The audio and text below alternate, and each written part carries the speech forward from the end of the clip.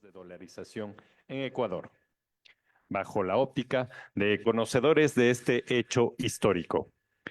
Para nuestra institución representa un honor recibir a los panelistas presentes e invitados especiales, a la vez que les extendemos una cálida bienvenida a esta casa de estudios, que siempre está al servicio de los ecuatorianos, fieles a nuestra misión de formar, capacitar y brindar educación continua, principalmente a las y los servidores públicos, investigar y generar pensamiento estratégico con visión prospectiva sobre el Estado y la administración pública. De esta manera, saludamos al economista Carlos Rivera, gerente general del Banco de Desarrollo del Ecuador. Saludamos además al doctor Carlos Jacome Pilco, quien es rector del IAEN, Universidad de Posgrado del Estado. Recibimos al doctor Jorge Guadalupe, vicerrector del IAEN. Damos la bienvenida además a la doctora Grace Llerena, docente e investigadora de la Escuela Politécnica Nacional. Saludamos también al doctor Po Chung Le, docente e investigador de la Escuela de Economía Pública y Sectores Estratégicos de nuestra institución, el IAEN. Distinguidos delegados del Banco de Desarrollo del Ecuador que nos acompañan, distinguidos coordinadores, decanos, docentes, directores y servidores del IAEN, además de los invitados que nos honran con su presencia, señores y señoras. A continuación, nos complace dar paso a las palabras de apertura y bienvenida por parte del señor rector, doctor Carlos Jacome. Adelante, por favor.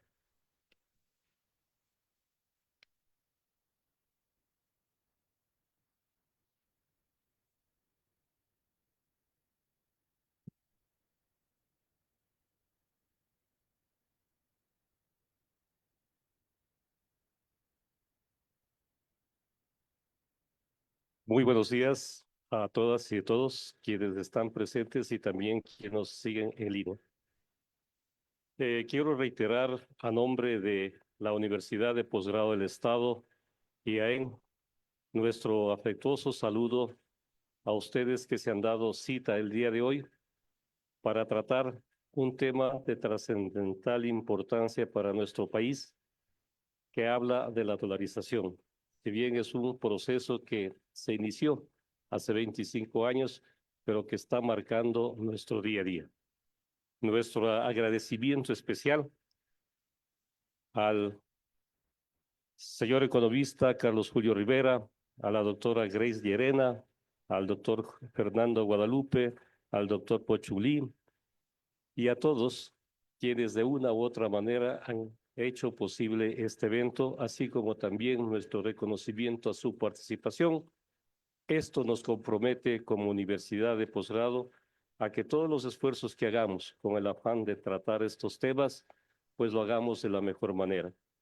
Ya que nuestro objetivo, si bien es cierto que va orientado hacia un análisis y reflexión de las implicaciones en materia económica y social de la dolarización en Ecuador, no quisiéramos y no pretendemos que se quede solamente en este análisis y reflexión, sino que también tengamos una mirada crítica, pero una crítica constructiva. Nosotros consideramos de que este hecho, esta decisión que tomó el país hace 25 años, debe revertirse en beneficio no solamente en el aspecto económico, sino también en el aspecto social. De ahí que, a través de la investigación y de la academia, y conjuntamente con todos los sectores sociales y productivos del país, debemos tener propuestas claras para que nos permitan hacer de instrumento de la dolarización, alcanzar los beneficios sociales que en muchos aspectos están postergados en nuestro país. Espero que este evento tenga el éxito deseado y que además todos nos comprometamos a aportar en este ámbito, hacer de que la economía de nuestro país se fortalezca y que se refleje en la respuesta a los sectores sociales. E igualmente queremos invitar a todos ustedes a que sean parte de nuestra institución, tanto en estos eventos como también en el quehacer diario. Tenemos una oferta académica que justamente estamos poniendo a su disposición y esperamos que muchos de ustedes pronto sean parte de esta institución. Desde ya, el mejor de los éxitos y gracias nuevamente a este evento. Muy buenos días. Gracias.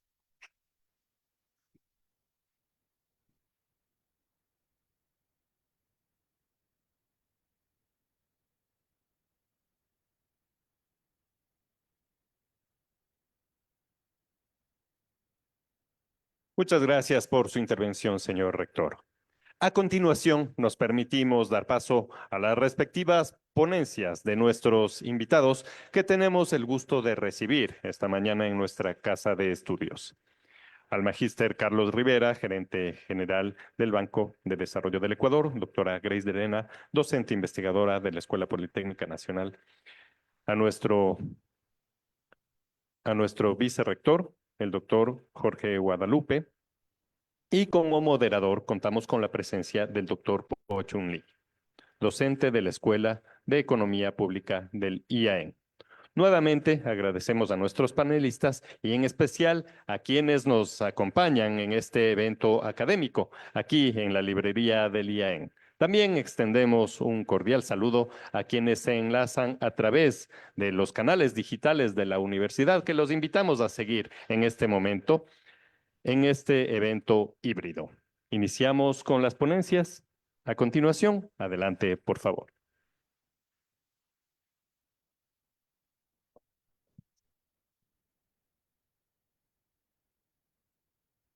Días con el doctor Carlos Jacome, rector de la Universidad de Posgrado, el economista Jorge Guadalupe, vicerrector, los docentes, personal del banco y público presente. Este evento quizás debíamos haberlo hecho en enero, justo cuando cumplimos los 25 años de dolarización, sin embargo, por temas de agenda ya se fue corriendo. Sin embargo, estamos a un día del 14 de febrero, del Día del Amor y de la Amistad, y vale la pena recordar cómo nos enamoramos con el dólar, luego cómo ha sido este affair con el dólar, y finalmente ver cómo fortalecer este matrimonio con la dolarización. No sé quién me va a pasar. No hay un...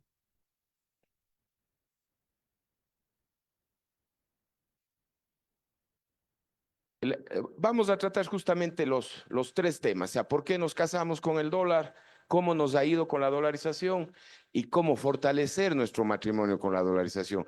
La tercera pregunta es la más importante, porque desde el punto de vista económico, ¿sí? Antes de casarse uno se pregunta si debe o no casarse, pero una vez que está casado ya es tarde hacerse esa pregunta y más bien la idea es cómo se fortalece la dolarización y no venir con esas ideas de la desdolarización ordenada, ni mucho menos que algunos colegas y algunos políticos le plantean, inclusive poniendo demasiado riesgo y demasiado ruido en el mercado financiero. Eso hay que ser muy tinoso con los temas del dólar. Sigamos. Sigamos. Mire, cuando uno se pregunta por qué el Ecuador se enamoró con el dólar, uno hay que ir a las bases económicas y uno tiene que indicar cuál de los sectores económicos estuvo tan mal para haber abandonado el Sucre. ¿Será el sector real? ¿Será el sector de las finanzas públicas? ¿Será el sector monetario o será el sector externo? Entonces vamos a pasar revista de algunos indicadores, los más importantes, para identificar dónde estuvo el origen de la dolarización. Mire, cuando hacemos la variable de crecimiento del PIB es la que resume todo el tema del crecimiento económico. Subyacente detrás de eso está el empleo, la pobreza, la distribución del ingreso, más allá de ciertas variantes propias. Pero cuando uno revisa la trayectoria de crecimiento del producto, solamente nos damos cuenta que en el año 99 la caída del menos 0.4%, ya de acuerdo con la nueva metodología, antes timbraba algo más del 6%, nos damos cuenta que nosotros, la economía ecuatoriana no venía en recesión, es decir, no es que estábamos desesperados desde el punto de vista del sector real de la economía. Tuvimos una caída de la actividad económica, naturalmente, detrás de eso estuvo un fenómeno del niño cruento, estuvieron la crisis bancaria, eso sí, evidentemente le golpeó a la actividad, pero nosotros no veníamos con problemas sistémicos en el sector real. La siguiente, por favor.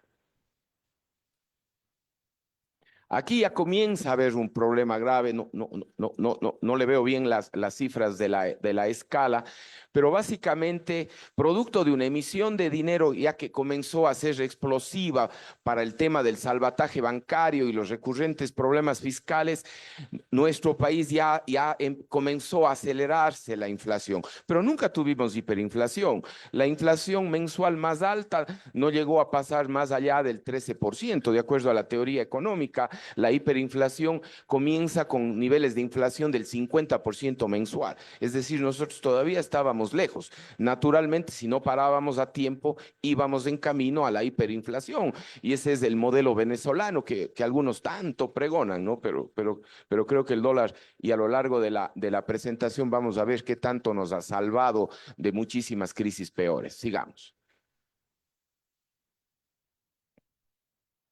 En el mercado laboral, en la mismo nivel de la evaluación del crecimiento del Producto Interno Bruto, vemos que los indicadores de desempleo y subempleo no fueron explosivos. O sea, hubo un salto de ordenada, evidentemente, pero no hay una trayectoria explosiva. Es decir, si yo quiero encontrar en el sector real la causa de la dolarización, no la voy a encontrar, porque los niveles, si bien es cierto, un 15% de desempleo no es halagueño para nadie, tampoco tiene una trayectoria explosiva como para señalar que esa era la causa. Sigamos, por favor. Acá sí comienza a haber problema y por eso el dólar era tan atractivo para muchísima gente, porque básicamente en los últimos 3 años previos a la dolarización hay una caída del salario real, de la capacidad adquisitiva, y por eso es que nosotros veíamos a todos los funcionarios, empleados, trabajadores, cobrábamos el sueldo en sucres y volábamos, en el caso de Cuenca, en la esquina del Hotel Dorado a comprar dólares para tratar de proteger. Yo acá en Quito no sé dónde se compraba dólares, pero supongo que por el lado de la Casa Paz, pero en Cuenca era Casa Paz, ahí en el Hotel El Dorado. Sigamos. Aquí sí ya comienza el origen del mal, porque el tipo de cambio, ¿sí? En apenas un año pasó de 6.700 sucres a 20.100 sucres por dólar, es decir, se multiplicó por 3. Pero ahí lo importante es que ya cogió una pendiente y una trayectoria explosiva. Eso ya no lo paraba nadie. Ya vamos a ver con el manejo de las tasas de interés. Eso ya no lo paraba nadie, era una trayectoria explosiva en donde el mercado y los agentes económicos esperaban decisiones fuertes. Tratar de estabilizar el tipo de cambio fijo con un nivel de reservas tan bajo que tenía el Banco Central era imposible. Entonces el mercado necesitaba una cosa fuerte, tipo convertibilidad, tipo dolarización. Pero aún con la convertibilidad, nosotros teníamos la posibilidad de salirnos. Se necesitaba hacer un cambio constitucional en la Asamblea, en ese tiempo en el Congreso Nacional. Entonces eso no generaba confianza a los agentes económicos. Pero cuando ya sustituimos totalmente la moneda por el dólar, ya los dólares no me podían quitar ninguno de los políticos de turno, ninguno de los políticos que podían manejar mala política monetaria. Este es el origen de la dolarización, es decir, la pérdida de confianza de los agentes económicos en el sucre. Eso es todo. Y para todo efecto práctico, ya vamos a ver la siguiente diapositiva, por favor. Aquí eso les decía, las tasas de interés y el spread comenzó a incrementar. Es decir, el Banco Central, claro que intentó frenar la estampida y la compra de dólares, y las tasas de interés corresponden para eso, pero ya era imposible. La credibilidad en el sucre estaba totalmente perdida para todo efecto práctico. Sigamos. Y por eso es que cuando alguien me dice que la dolarización comenzó en enero del 2000, es totalmente falso. ¿Sí? La ley de Gresham nos dice que uno acude y utiliza moneda fuerte y deja de lado la moneda débil. Y si ustedes revisan las cifras entre depósitos y de los agentes económicos en el sistema financiero, no se ve lamentablemente los valores, pero 10 años atrás era 8-1, ¿sí? Era 8-1, es decir, los agentes o 4-1, porque es 80 para... Bueno, lamentablemente no le veo bien, pero la gente todavía tenía moneda nacional, es decir, el 80% de los depósitos era en moneda nacional, en Sucre, y apenas el 20% era en dólares. Para 1999 esto ya se revirtió completamente y los agentes económicos ya más bien tomaban la decisión de tener dólares. La columna esa de color tomate es mucho más que la azul, es decir, ya los agentes económicos definitivamente cambiaron en su portafolio sucres por dólares. Y ojo, esta diapositiva no evidencia toda la salida de dineros del sistema financiero, porque eso es un tema extremadamente importante. La gente dejó de usar la banca, paralelo a la desconfianza en el Sucre y en el sistema financiero nacional. Sigamos, por favor. Pero donde es extremadamente fuerte, los banqueros ya huyeron del Sucre, ¿sí? Los créditos en dólares eran ínfimos, mínimos. Para el año 99, la banca ya no prestaba en sucres, prestaba todo en dólares. Era absolutamente predominante la relación en dólares. Es decir, ya estábamos para todo efecto práctico en un proceso de dolarización informal. En otras palabras, ya vivíamos juntos. No firmamos ningún papel, no nos fuimos a la iglesia, pero ya vivíamos juntos con el dólar para todo efecto práctico. Sigamos. Ahí es el círculo vicioso, origen del mal. Crisis bancaria nos obligaba a emitir dinero. Esa emisión de dinero se traducía en dos cosas, de acuerdo a la teoría económica. Todo se iba a inflación, todo se iba a depreciación del tipo de cambio. Esto es lo que originaba que en la banca privada los agentes económicos ya no depositaban en sucre, los banqueros ya no prestaban en sucre. Sigamos. Algo que siempre está latente en el Ecuador, ¿no? Es ese sistémico déficit fiscal. Esto quizás no fue un detonante de la dolarización, porque el gran detonante fue la crisis bancaria, o sea, el salvataje bancario y esa emisión de dinero para el salvataje bancario. Pero sin lugar a duda el fisco y con sus permanentes déficits fiscales y que nos llevaba a un endeudamiento público, que nos llevaba a un riesgo país alto, obligaba a que el Banco Central tenga que emitir dinero. Entonces, un poco la pregunta es, cuando yo tengo un alcohólico en la casa, ¿qué hago? O sea, ¿qué debo hacer? ¿Le debo seguir cebando el vicio o tengo que cortarle? ¿Y cómo debo cortarle? Entonces, la forma más correcta de cortar este déficit fiscal progresivo, sistémico, era, le voy a cerrar la llave total del Banco Central. Y nos dolarizamos. Y el fisco tenía que ir a buscar fuentes en otro lado. Ahora, lamentablemente, y eso, bueno, lo evaluaremos después, si yo mantengo este desorden en las finanzas públicas, ya no genero emisión de dinero, ya no genero inflación, pero genero endeudamiento y se produce otro fenómeno económico que es el crowding out, el desplazamiento de la inversión privada, porque expulso recursos que deberían estar del sector privado hacia el sector público. Sigamos. La deuda externa pública para los niveles cercanos al año 99, con años previos de un manejo un poquito más ordenado, no era una trayectoria explosiva, no teníamos niveles que alarmaban, es decir, no estábamos en default fiscal. Es decir, el fisco, con todos y sus problemas, no era el causante de la dolarización. El causante fue la crisis bancaria, para todo efecto práctico, y la pérdida de confianza de los agentes económicos en el sucre.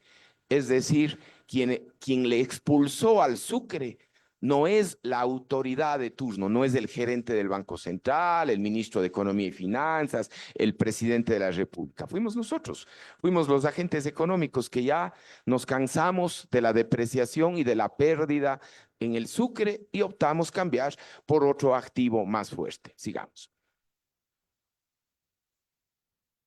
Siempre se sataniza el saldo de la cuenta corriente, inclusive hasta ahora, pero en un desconocimiento de los fundamentos básicos de la economía. Cuando yo tengo un saldo deficitario de cuenta corriente, que es hasta el año 98, eso no me dice nada.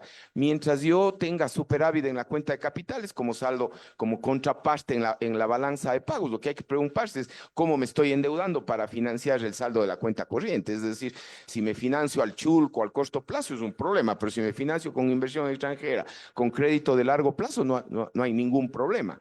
Inclusive el saldo de la cuenta corriente es solo reflejo de lo que pasa casa adentro.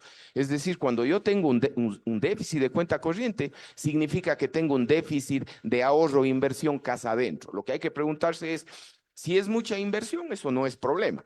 El problema es cuando se genera bajo ahorro.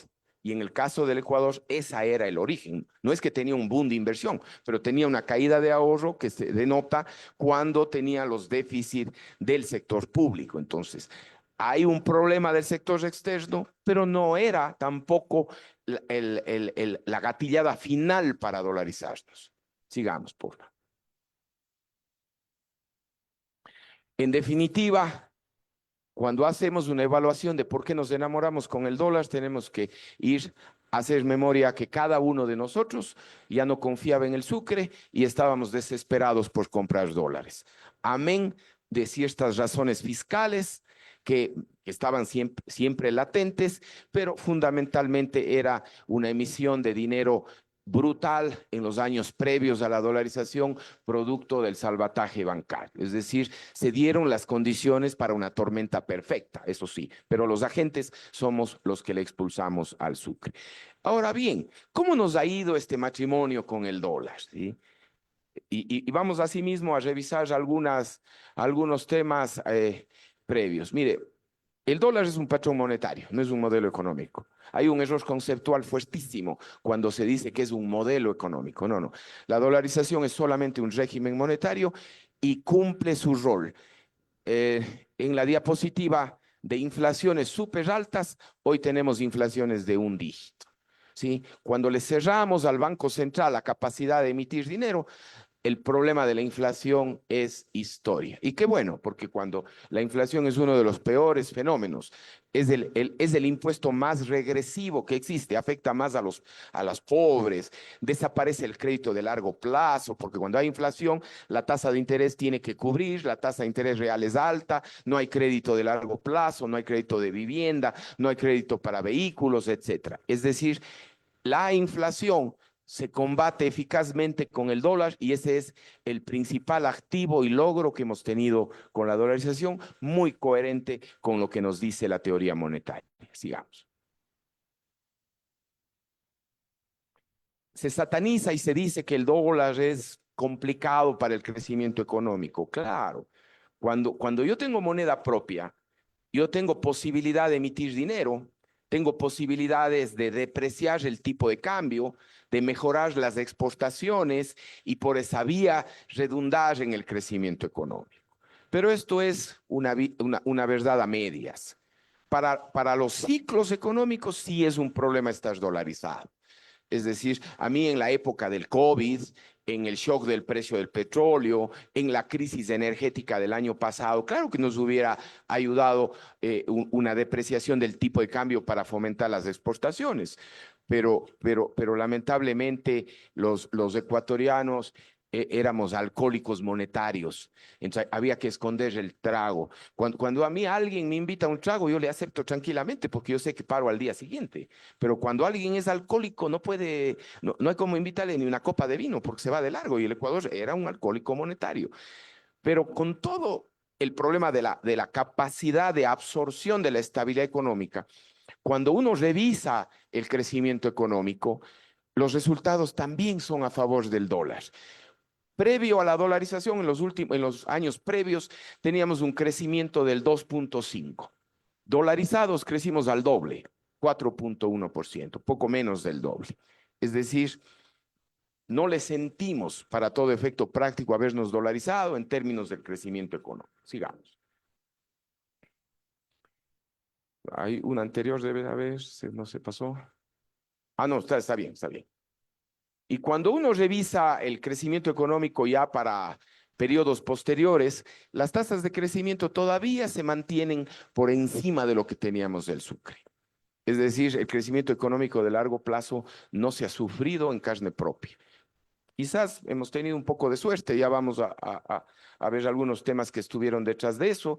Y aún así, ojo, así hubiera presentado yo un crecimiento económico menor a la época de Sucre. Hay que acordarse que al dólar no hay que pedirle efectos en el crecimiento económico, si no es un modelo económico. Es un simple modelo monetario, un sistema monetario. Sigamos. Los salarios se recuperaron, es decir, la dolarización nos permitió mejorar nuestra capacidad adquisitiva. Yo creo que no hay una diapositiva, pero el crédito, ¿sí? En la época del Sucre, era lo más factible de un matrimonio era arrendar la casa, porque no había crédito hipotecario de largo plazo, pero con el dólar surgió el crédito de largo plazo y ya en lugar de arrendar comprábamos la casa porque había crédito de 15 años. Eso no es una decisión del mercado financiero, eso es una decisión derivada de la estabilidad monetaria y eso es importante. Entonces hay una mejora ostensible al haber combatido y frenar la inflación de golpe, la posibilidad de reactivar el mercado financiero y el crédito de largo plazo. Sigamos. Y la recuperación del salario es la mejor evidencia de ello. Los saltos ahí de desempleo, subempleo, no hay que tomarle mucho en cuenta, es un tema más bien de orden metodológico, pero más bien lo que nosotros vemos ciertamente es una persistencia, hay una histéresis del empleo. Pero cuando uno revisa eso, uno no tiene que ir a ver por qué estamos, que es el dólar el causante. El tema es la inflexibilidad del mercado laboral. Y claro, en la consulta popular, la gente, los ciudadanos ecuatorianos optaron que no era conveniente flexibilizar el mercado laboral y bueno, las consecuencias están ahí. Los indicadores del mercado laboral no son los más favorables precisamente porque tenemos un mercado laboral extremadamente rígido. Sigamos. Esto es la parte más relevante. Con el dólar recuperamos la confianza en el sistema financiero nacional, la tendencia de depósitos y créditos es extremadamente alta, es decir, con moneda fuerte yo me puedo endeudar, con moneda fuerte yo abro una póliza a largo plazo, ya no como en la época de Sucre, y este canal de intermediación a su vez potencializa otros efectos importantes. Digamos.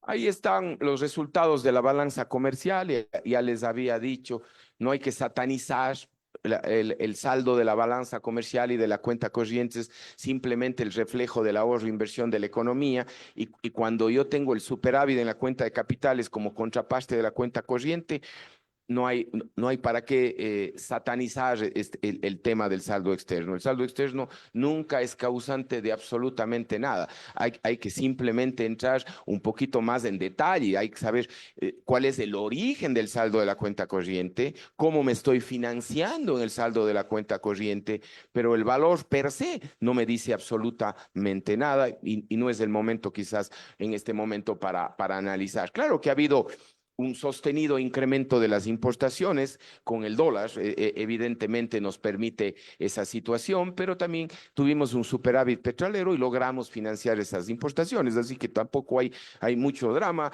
La teoría económica nos dice que el libre comercio es muy superior a cualquier modelo restrictivo de aranceles y demás. Sigamos. Bueno, había hablado de la cuenta corriente. Hay temas tanto de déficit como superávit, pero eso relativamente no es indicio de nada si no auscultamos un poco más y eso nos tomaría más tiempo del que tenemos. Sigamos. Aquí viene el problema. Aquí sí es un problema porque nosotros sistemáticamente tendemos a tener déficit fiscal, sistemáticamente. Y esto sí es un problema porque a falta de emisión monetaria, nosotros estamos retirando recursos que podrían estar destinados en el sector privado. Y ese es un tema definitivamente a tratarse en el Ecuador. Y yo siempre digo, si se tomaran las medidas solo los economistas, no habría problema. El tema es que el Ecuador es muy alérgico a ciertas políticas, es resistente a ciertos antibióticos. Y esas medidas a veces generan mucha conmoción social, mucha conmoción política y nos complica de alguna manera el recetario y la salud del paciente. Sigamos.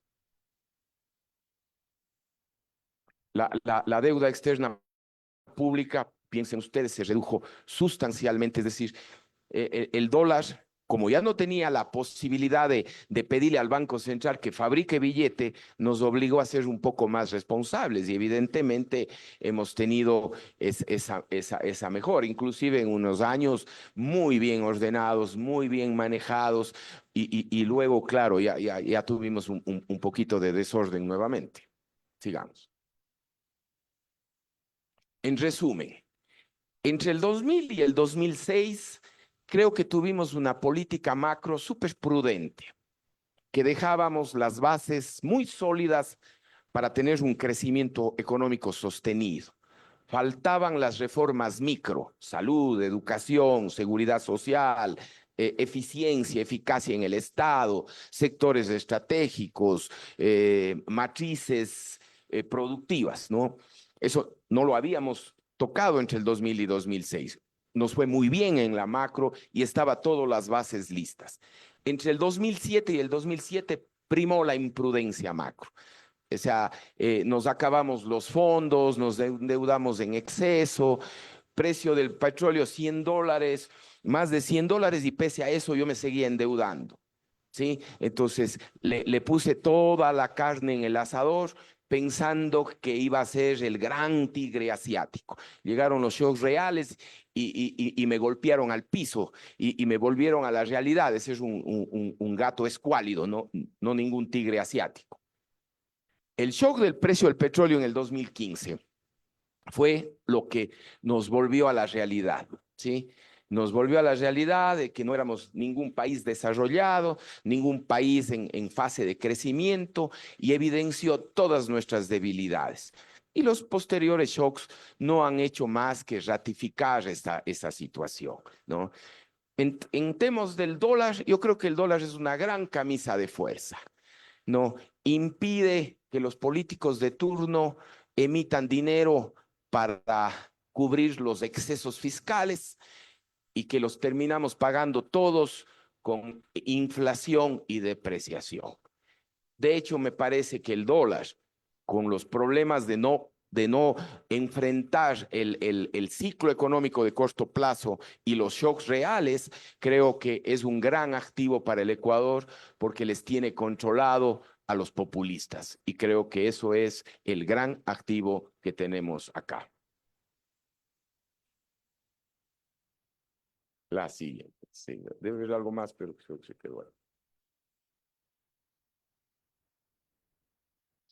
Al dólar no hay que pedirle más que lo que se le pide a un régimen monetario, ¿sí? Inflación controlada y el Ecuador lo ha hecho extremadamente bien en esa materia, ¿sí? Cuando me parece que es un desconocimiento total de la teoría económica. Si yo al dólar le tengo que pedir explicaciones para el desempleo, para la pobreza, para la inequidad, para la falta de desarrollo, para cualquier otro tema subyacente y de gran preocupación del bienestar social, el dólar no es absolutamente nada. El dólar es un régimen monetario que ha controlado la inflación y ese es su gran activo. Y de hecho, le da una condición necesaria, no suficiente, para emprender un proceso de crecimiento económico. Un buen matrimonio depende de políticas macro sanas que sustituyan la dependencia de la emisión monetaria. Eso sí es verdad, claro, evidente. Y tenemos recetas para eso, pero también depende de la suerte. O sea, puedo tener una buena política macro, pero la suerte no me acompaña. El dólar barato, ¿sí? Hay tiempos en que el dólar está caro y eso no me ayuda a exportar más, el crecimiento mundial fuerte, las remesas, los precios del petróleo, las exportaciones, la ausencia de shocks reales. Cuando ocurre eso, nos va re bien. Y los primeros años de la dolarización tuvimos buena suerte. Pero claro, cuando tenemos una sequía brutal, cuando tenemos una caída del precio del petróleo, cuando nos confinan 1 año, 2 años con el tema de la COVID, son shocks reales, que eso evidentemente nos pone en aprietos, ¿no? Y cuando hay mala suerte, tenemos que tener activos contingentes. Es decir, para tener un matrimonio un poco más sano, para no vivir peleando, para no ir a la cama de al lado, etcétera, se necesita una política macro sana y buenos contingentes. Básicamente es eso. Sigamos.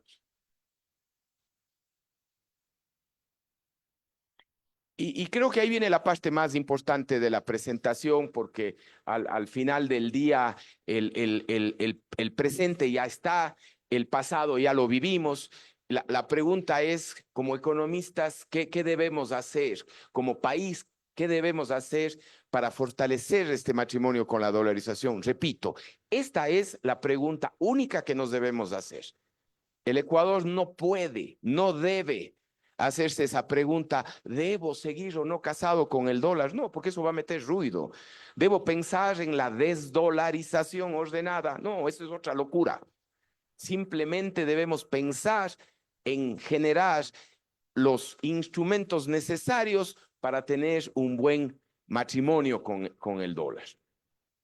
¿Y qué necesitamos básicamente en ese aspecto? Garantizar la sostenibilidad fiscal. Eso es quizás la parte más importante, es decir, no tener desequilibrios fiscales que me obliguen a endeudarme y que me obliguen a pensar en una eventual emisión monetaria. Debo tener un sistema bancario fuerte, es decir, ahí hace muy buen trabajo el seguro de depósitos. En ese sistema bancario, yo creo que si algo aprendimos, creo, en el mercado financiero es que como los bancos ya no tienen la posibilidad de pedirle al central, ¿sí? Hoy los bancos son mucho más prudentes, ¿no?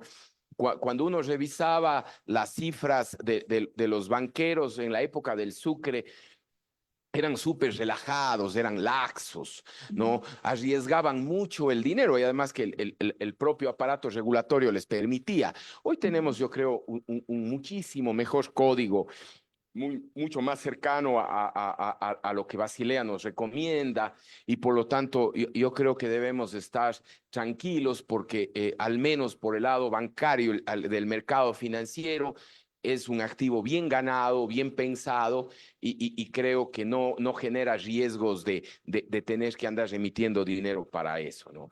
En el tema fiscal, repito, allí sí hay que trabajar un poco más en ese tema, tener capacidad de absorción, el tema de la seguridad social, es decir, hay algunos temas que todavía están como grandes retos de política pública para el Ecuador. Necesitamos tener una exportación diversificada, reducir nuestra dependencia de los commodities, del precio del petróleo, eso también es siempre importante, generar valor agregado en las exportaciones, creo que hay experiencias ya muy individuales que son extremadamente buenas. Recuerden ustedes, el Ecuador es exportador de café, de cacao, pero tenemos ahora Pacari exportando, es decir, esas experiencias hay que emularles y hay que generar mucho más espacio. Sigamos.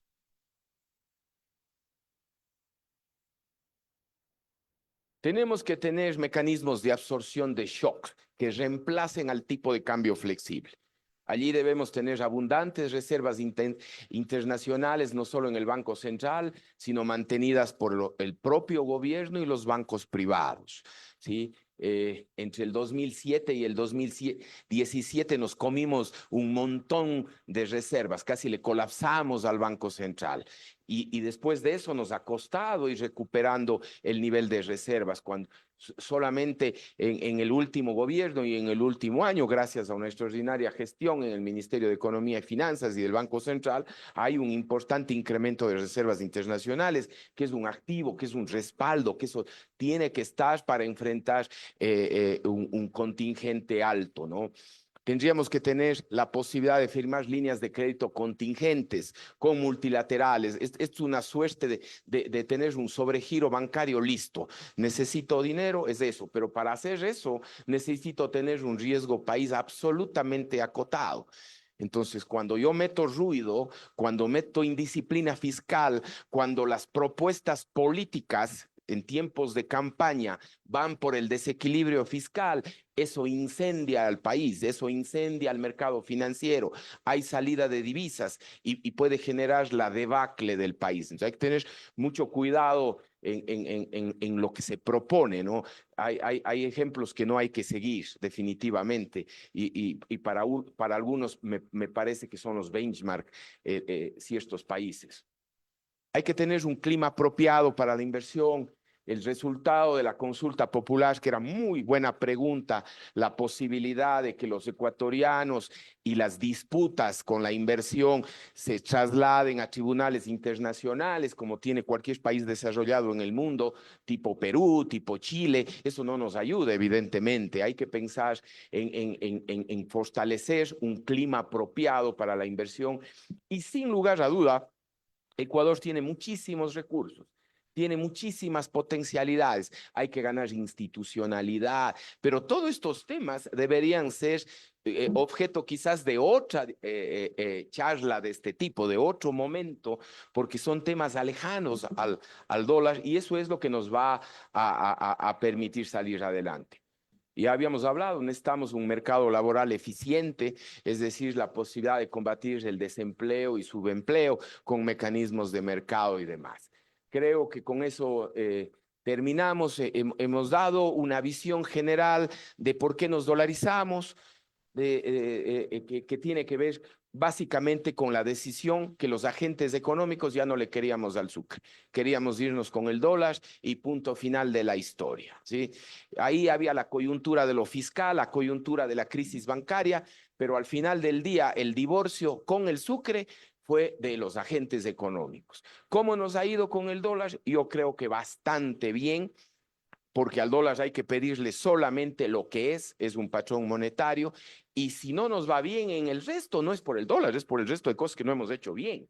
Y creo que la hoja de ruta está marcada, es decir, la teoría económica, la evidencia empírica nos muestra que uno puede ser exitoso con sistemas de tipo de cambio fijo extremo. Claro, nos obliga un poco más. Si yo tengo oxígeno, o sea, claro, puedo seguir fumando porque tengo el tanque de oxígeno a mi lado, pero si ya no tengo el tanque de oxígeno, definitivamente debo dejar de fumar, tengo que bajar de peso, tengo que hacer deporte, etcétera. Es decir, debo mejorar la salud de la economía, pero eso no tiene nada que ver con el dólar. Yo creo que el dólar es un baluarte, es un activo. Creo que es el bien más popular que tienen los ecuatorianos y sería un pecado capital poner en riesgo la dolarización con medidas populistas, irresponsables, que casi son de Lorenzo Ponce. Gracias.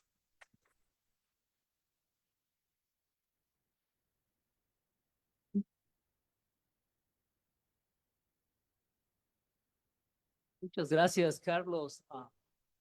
Felicitaciones por la presentación. Creo que nos dio un buen preámbulo de... vamos a cambiar un poco el formato. Vamos a hacer un conversatorio, ¿verdad? Pero antes de hacer eso, quería introducir a participantes. Creo que Carlos lo conocemos como el gerente del BEDE, de desarrollo. Pero más interesante era que nos dijo que era un ávido lector, juega fútbol, hincha de liga, ¿no? No sé si hay hinchas de Barcelona aquí para bucharlo, pero en el caso de Grace Llerena Zarzosa, colega de la Politécnica Nacional, tiene formación en estadísticas aplicadas, ciencia de datos, hizo su doctorado en Flaxo. Yo revisé su tesis doctoral, así que excelente, ¿no? Am, ha sido consultora de ACRA, OIM, ACNUR, trabajado mucho en temas de dolarización, publicado sobre esto. Pero más importante, si no es que le gusta cantar, ¿eh? Su papá trabajó en el Banco Central en el rescate del Banco Continental. Pasaba los veranos o las vacaciones en Guayaquil. Y este es el dato más importante, ¿no? Se conoce todas las huecas de Guayaquil. Así que después de la sesión pueden cruzarse datos. Jorge Guadalupe estudió su doctorado en la Universidad Picardie Jules Verne de Amiens o Amiens, creo que es, en Francia. Su tesis doctoral justamente es sobre la dolarización y el crecimiento según la estructura. Ha sido profesor en la UTI principal. Y también era colega nuestro en el IAEN en el 2015. Estamos felices de que regrese acá. El dato interesante de Jorge es que antes de la dolarización en el 96 se jaló el sexto curso. La lección de vida aquí es a los estudiantes excelentes, felicitaciones en sus méritos. ¿Sí? A los que se jalaron el sexto curso, usted también puede ser vicerrector del IAE.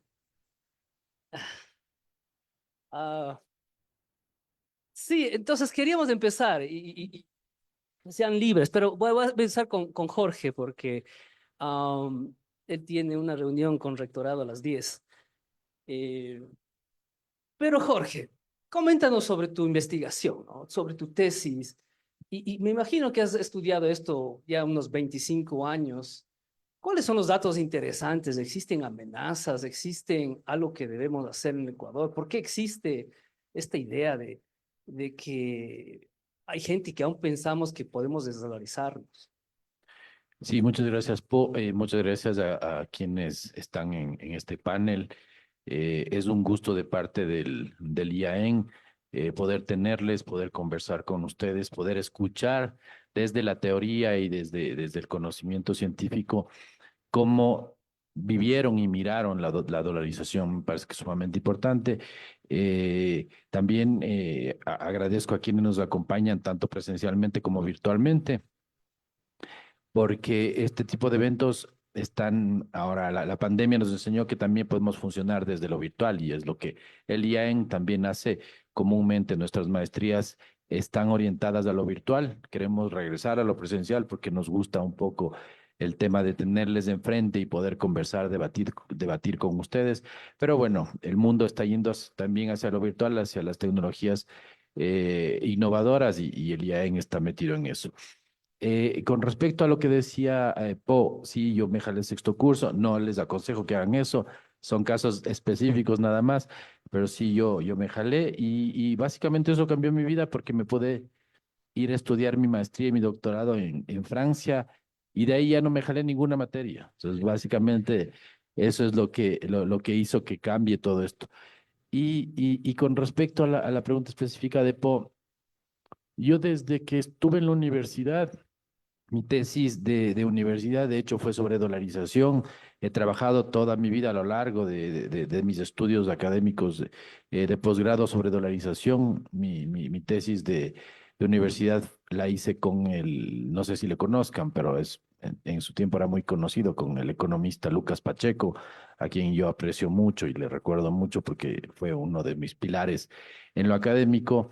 Y luego, bueno, me emprendí la aventura de doctoral.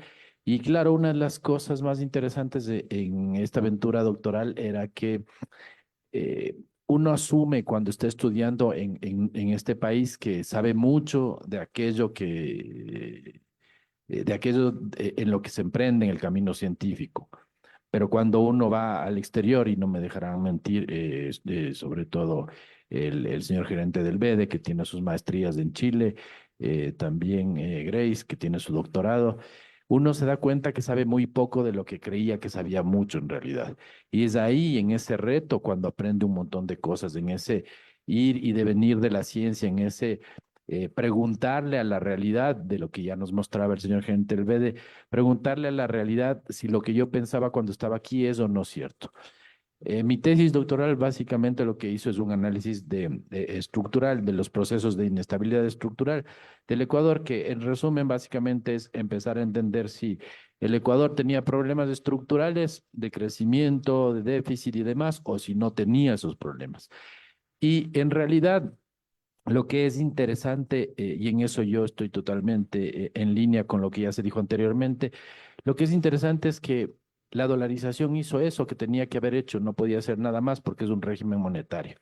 Pero seguimos teniendo más o menos los mismos problemas que teníamos antes de la dolarización, 10, 15, 20 años, más o menos los mismos, déficits estructurales, déficits fiscales permanentes, seguimos siendo un país primario exportador, a pesar de que queríamos de un día para otro saltar a ser un tigre asiático y no nos ni siquiera llegamos al salto porque no hemos transformado la estructura productiva y eso es importante porque tenemos que entender que este país tiene todavía un reto muy grande por delante.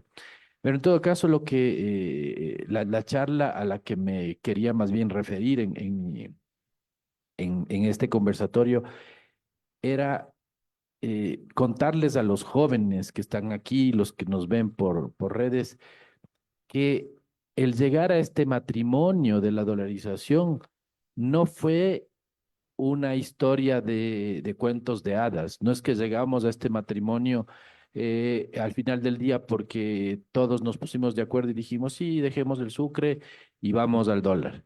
Llegamos a la dolarización de manera muy complicada. Yo recuerdo cuando estaba ya saliendo del colegio a la universidad, que escuchaba, veía en la televisión, veía en los medios de comunicación, que había personas, por ejemplo, que lamentablemente tomaban la decisión de suicidarse. ¿Por qué? Porque tenían créditos tan elevados que no podían pagar. Recordemos que a finales del año más de 1 millón de ecuatorianos salieron a España, salieron a Murcia y hoy son una comunidad muy grande en Murcia. Mucha gente perdió sus familias. Hay jóvenes que seguramente ahora ya están mucho más grandes, pero en aquel tiempo tenían unos 12, 13, 14, 15 años, que se quedaron solos con sus abuelos, porque básicamente sus padres decidieron irse a buscar un mejor futuro en España. Hay gente, hay muchos de aquellos muchos de ustedes, por ejemplo, los estudiantes que les veo aquí, y gracias por habernos acompañado, muchos de los estudiantes seguramente eran pequeños o eran niños y veían la desesperación con la que vivían sus familias. Entonces, este matrimonio, como ya lo dijo anteriormente Carlos, este matrimonio indisoluble llegó de la manera más abrupta y más complicada a este país. Y claro, es una locura pensar y es una irresponsabilidad política pensar que de la misma manera como llegamos, debemos salir. Es una locura que alguien plantee en este momento salirnos de este régimen monetario, porque más allá de que ha cumplido lo que podía cumplir y no ha cumplido aquello que no tenía que cumplir, porque hay políticos y hacedores de política pública que lamentablemente no conocen las bases de la técnica económica y toman decisiones que no están a la medida de lo que deberían hacer. Pero de una u otra manera, la dolarización permite planificar un poco más en el futuro, que es sumamente importante en economía y en política y en lo social.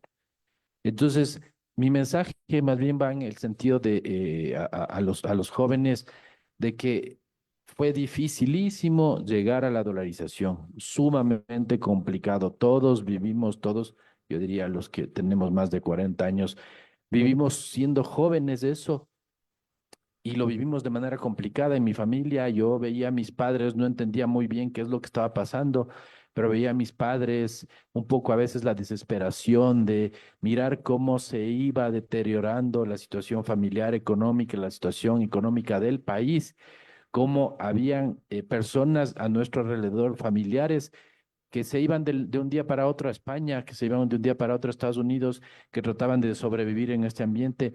Y yo en ese momento me preguntaba, decía, tengo que estudiar la dolarización porque esto es algo importante y seguramente va a marcar el destino de este país, que es lo que básicamente ha hecho. Entonces, el mensaje para los jóvenes es, no nos fuimos a dolarización fácilmente, fue una cosa súper complicada, fue una cosa abrupta, fue una cosa traumática, pero ya estamos ahí. Y como estamos ahí, hay que exigirles a los decidores de política económica que hagan lo mejor desde la técnica económica para que no nos pase lo de Argentina, que en el 2000 la convertibilidad le sacó, la propia convertibilidad le sacó a los argentinos de esa convertibilidad porque habían llegado a un problema muy grande y ya no eran capaces de resolverlo. A mí, yo extraño mucho al Sucre. Me gustaban mucho esos billetes bien bonitos que salieron ya al final de 500.000 sucres, 1 millón de sucres, me parece. Eran muy bonitos y están en el Banco Central, ahí pueden irlos a ver. Pero ahora tenemos el dólar y hay que defender este régimen monetario con uñas y dientes para que no nos pase lo que les pasó 2 veces a los argentinos a inicios de los 80 y a inicios del 2000. Ese sería mi mensaje a todos ustedes. Muchas gracias.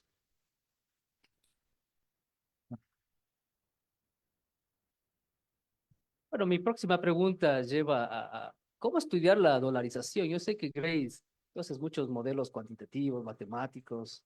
¿Te has llevado a alguna conclusión interesante estos modelos o estos datos? Bueno, muy buenos días con todos. Muchas gracias del espacio para discutir un tema tan interesante que, por supuesto, requiere mucha profundidad técnica y creo que queda aún pendiente la necesidad de estudiar de forma rigurosa la dolarización. A eso creo que es importante contextualizar varios aspectos. Hay 3 países en América que están dolarizados. En primera instancia, Panamá, tenemos también a El Salvador y a Ecuador. Todos hemos caminado por la dolarización por diferentes motivos. Salvador, efectivamente, porque tenía, digamos, una economía dolarizada ad hoc que tenía que dolarizarse por las remesas. Panamá, porque nació como el Canal de Panamá por la necesidad de comercializar con los Estados Unidos, es decir, motivos distintos. Y a mí me parece importante retomar el hecho de que la historia cuenta y es importante para entender el momento histórico en el que estamos. Ecuador se dolariza, como bien comentaron, por una crisis financiera, pero no es una crisis financiera que vino gestada efectivamente por algún efecto exógeno, sino al contrario, fue una gestión endógena bastante, digamos que no acertada de la política monetaria. Como ustedes saben, el Banco Central del Ecuador se crea en 1927 en la Revolución Juliana con una lógica importante, ser un monopolio de emisión financiera. No obstante, 10 años después, se le convierte en un banco de desarrollo con la intención de ser separado de la gestión gubernamental. Posteriormente a eso, 10 años después, se crea la Ley de Régimen Monetario. En la Ley de Régimen Monetario ya se plantea la Junta Monetaria, se plantea la posibilidad discrecional de manejar el tipo de cambio para generar política contracíclica, que es algo fundamental, regular y ser un ente monetario. Se había planteado y de forma importante que tenga separación, digamos, de las actividades con las entidades públicas, es decir, con el interés de turno que se tenga desde el gobierno con el Banco Central. A eso hay que sumar varios aspectos importantes. Hemos tenido crisis financieras de deuda externa en el camino, una intencionalidad importante de la sucretización de la deuda cuando se hizo salvataje a ciertos bancos. Posteriormente a eso, hemos tenido problemas del fenómeno del Niño en 1998, pero sobre todo una gestión de la política monetaria en el que intencionalmente cuando en 1998 comenzó el tambalear Solbanco y después el Banco de Préstamos, de hacer un salvataje a bancos que no necesariamente estaban en una condición que la AGD podía intervenir. y elevamos una cuenta que son otros activos netos no clasificados a 154%. Es decir, a pesar de que la Constitución de 1998 en su artículo 256 prohibía el financiamiento del gobierno a las entidades financieras, se lo hizo efectivamente y se infló esa cuenta, además de la cuenta de saldos netos de crédito a las entidades financieras. Entonces, la emisión monetaria no fue casual, fue muy intencional. Por eso es importante entender la historia. Fue intencional y esta emisión generó inflación a un orden del 6.5%, de 60.5%, y efectivamente la gente sintió los efectos de la inflación, adicionalmente de la incertidumbre macroeconómica en ese tiempo, porque los que no recuerdan, nos colocaron el 1% al impuesto a la circulación de capitales cuando la gente ya tenía un problema de respecto a la confianza del Sucre, lo cual permitió tambalear más la confianza que tenía en el Sucre, y teníamos el 50.4% de los depósitos totales ya en dólares. Entonces llegamos a una crisis importante en el sistema monetario, en el cual se toma la decisión de dolarizar. ¿Cómo sabíamos que la dolarización iba a generar efectos positivos en una economía como la nuestra, que tiene problemas estructurales importantes, donde tenemos una dependencia importante de los commodities y fundamentalmente de la exportación del precio del petróleo? En ese momento había promesas. ¿Cuál era la promesa? La inflación tenía que llegar a un dígito. Y efectivamente la dolarización llegó a un dígito. Después de 22 meses llegamos a 1.98% en el Ecuador, cuando en Estados Unidos teníamos 2.25% de inflación. Después de 36 meses, la tasa pasiva referencial finalmente, digamos, incentivó el ahorro interno, lo cual ya daba luces de que había cierto nivel de estabilidad. Pero la pregunta es, ¿cómo estudiar con mayor detalle la dolarización? Si pensamos que la dolarización es netamente un régimen monetario, la pregunta es cómo se articula con el sector real y da luces a los agentes económicos para tomar decisiones. Entonces yo quisiera hacer una referencia a lo que plantea Douglas North. La moneda es una institución que nos da reglas de juego para el comportamiento social. El sistema monetario es precisamente eso, nos da reglas para el comportamiento social.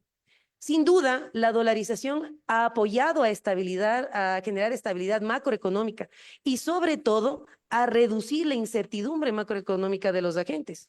Pero, dadas sus consideraciones, hay que acompañarla de ciertas medidas fundamentales. Primero, trabajar en el sector real de la economía. Entonces ahí viene una particularidad que no se le puede dejar de lado a la dolarización.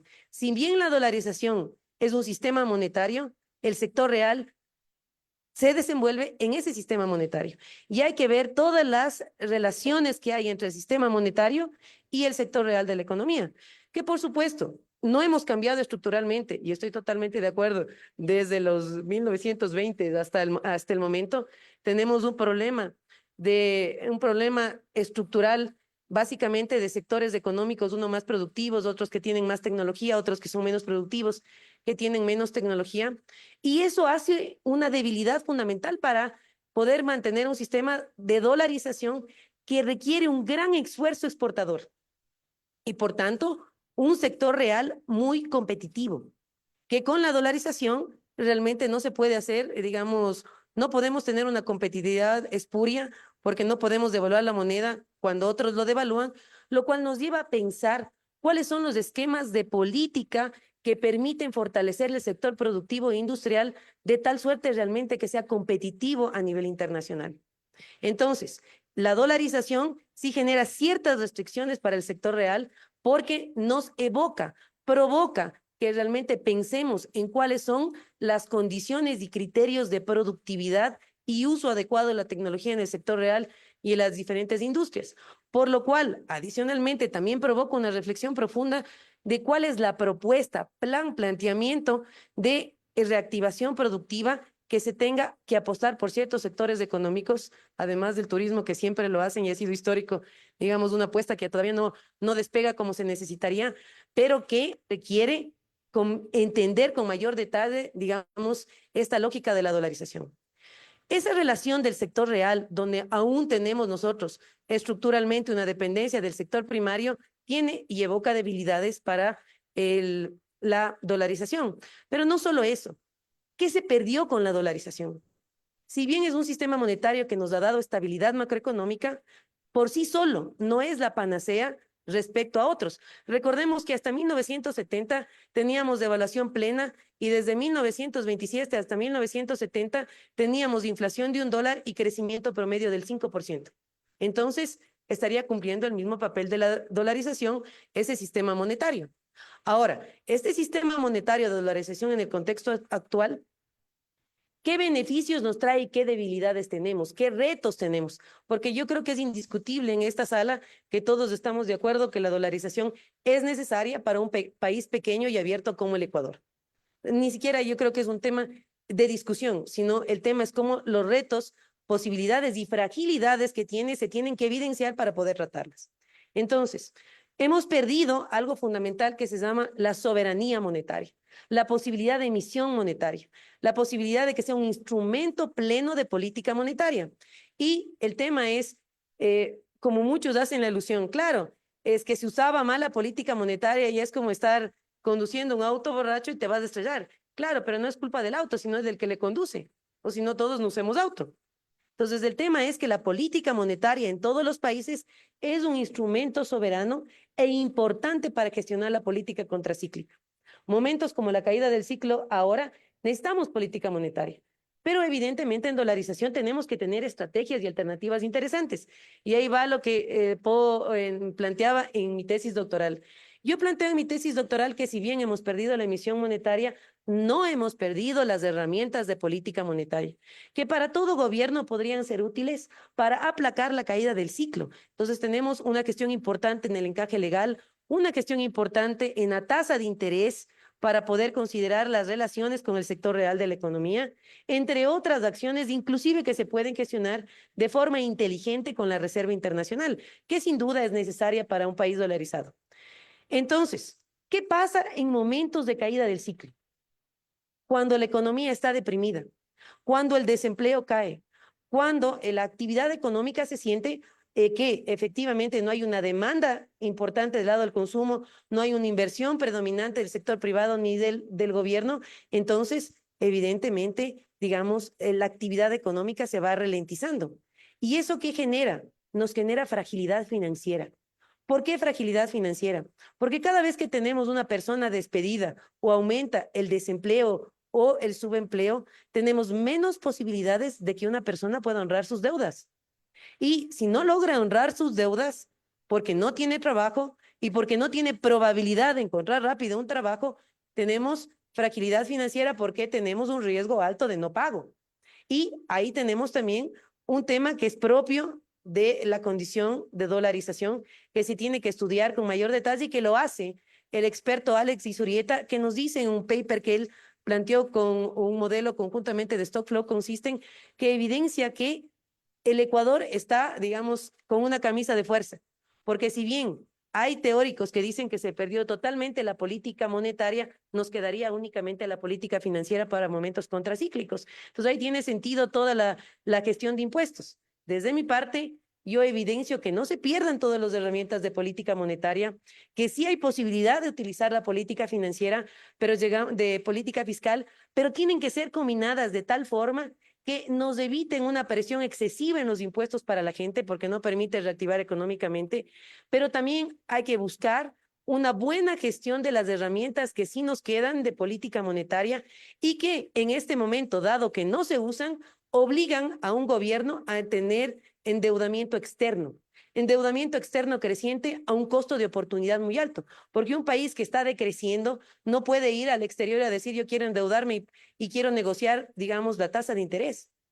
El costo de oportunidad es muy alto y por tanto no tenemos posibilidad de endeudamiento interno, sino solamente de endeudamiento externo.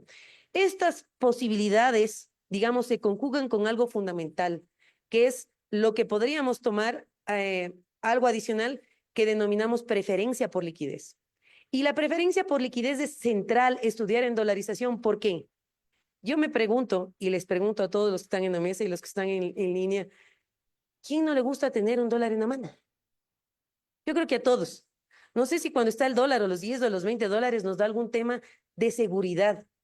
Como diría Keynes, nos da una seguridad de que del dólar, digamos, aplaca lo que pensamos que pase en el futuro, más aún a personas, bueno, que tenemos 40 años y un poco más, que nos acordamos qué representa el sucre y que sabemos que con un sucre podíamos comprar un pan, pero después de 2 horas ya ni siquiera nos alcanzaba para el pan.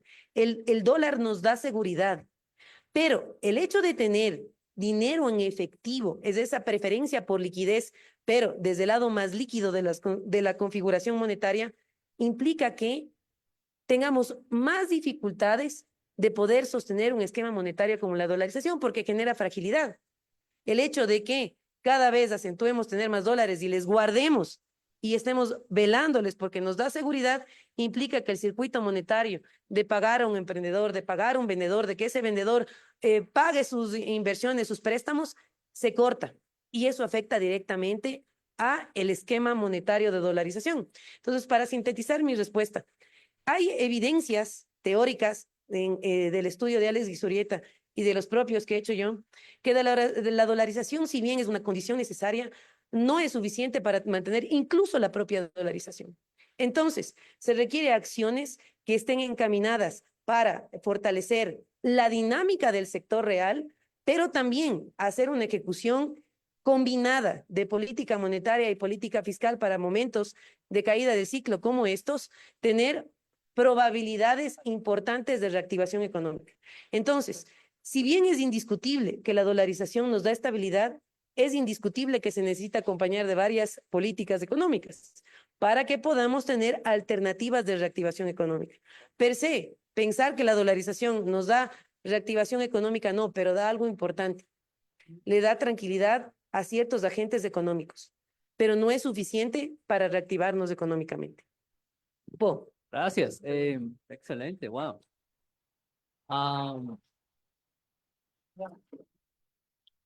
Esta pregunta viene desde la banca de lo que hacen. ¿Cuándo se fundó el BEDE? Creo que el año pasado estuvimos, ¿cuántos años? 45 años. Entonces hay una etapa de sucretización y una parte de dolarización, ¿verdad? Y de eso depende mucho los préstamos. De lo que yo sé del BEDE, ¿verdad? Porque tengo panas allá, es que ellos hacen préstamos básicamente a los GATS en general. Y hay cero riesgo para el BEDE porque esa plata del préstamo, la cuotita que tienen que pagar todos los meses, todos los años, le paga el Banco Central de lo que le da el presupuesto general del Estado o alguna aportación. Entonces, el riesgo es cero para ellos, ¿sí o no? ¿Es esto verdad antes de la sucretización? Porque sabemos que en ese sentido, BEDE, negocio redondo, ¿no? Pero es verdad que es diferente ser BEDE durante los días del Sucre versus ahora, ¿no? O sea, no había préstamos en los días de Sucre porque como se desaparecía el valor del dinero, ¿cómo prestábamos? ¿A quién prestábamos? ¿Qué prestábamos? Y ahora que es muy claro que es un negocio, ¿no? A ver, creo que el efecto del dólar en el Banco de Desarrollo es similar a cualquier otra institución financiera, es decir, el efecto de una moneda fuerte dentro de la intermediación financiera. Es decir, cuando existe inflación, la tasa de interés nominal tiene que ajustarse a esa inflación más allá de la tasa de interés real, y la tasa de interés real genera un mecanismo de redistribución de recursos desde el banco hacia los clientes locales, lo que ha desaparecido en la medida que la inflación está absolutamente acotada. Es decir, no hay un mecanismo de redistribución de recursos a partir de una tasa de interés real ex post diferente a la tasa del interés ex ante. Creo que el tener una moneda fuerte le ha permitido en general al sistema financiero quitar ese velo de incertidumbre que existe en torno a una moneda sujeta a inflación y o devaluación, y esa creo que los dos expositores han coincidido para todo efecto práctico, es una condición necesaria, aunque no una condición suficiente para emprender procesos de desarrollo de otro tipo. Pero esta administración, aprovecho la oportunidad, esta gerencia del banco concibe el crédito público de otra forma. Sería muy fácil, y es muy fácil, para el Banco de Desarrollo generar una X cantidad de operaciones de crédito, asegurado la devolución con la pignoración de rentas, porque el negocio del Banco de Desarrollo no es una tasa de rendimiento al finalizar el año. Y precisamente coincido con los temas de buscar sustitutos para la política monetaria.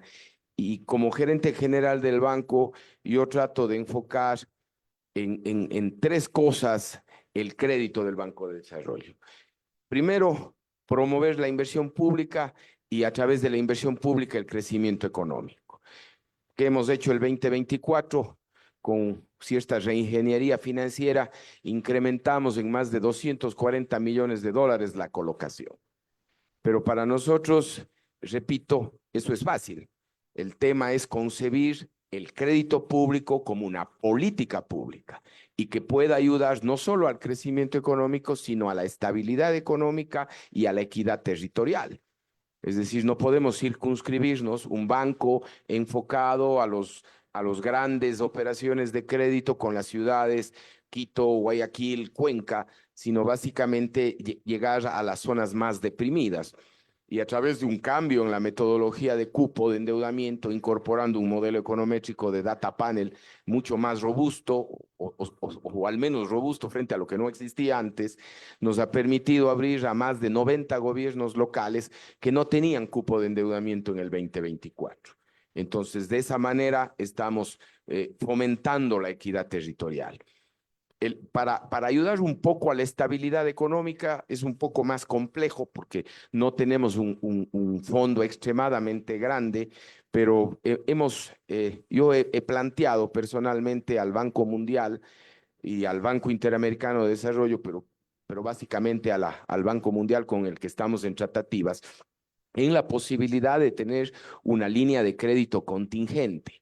Es decir, la posibilidad de seguir financiando inversión pública, desde luego, pero la posibilidad de tener recursos que puedan llegar en momentos en que se cae el precio del petróleo, llegar recursos en que, consecuencia de un shock real, el modelo de equidad territorial y las transferencias del MEF puedan verse reducidas a los gobiernos locales y nosotros como Banco de Desarrollo activarnos.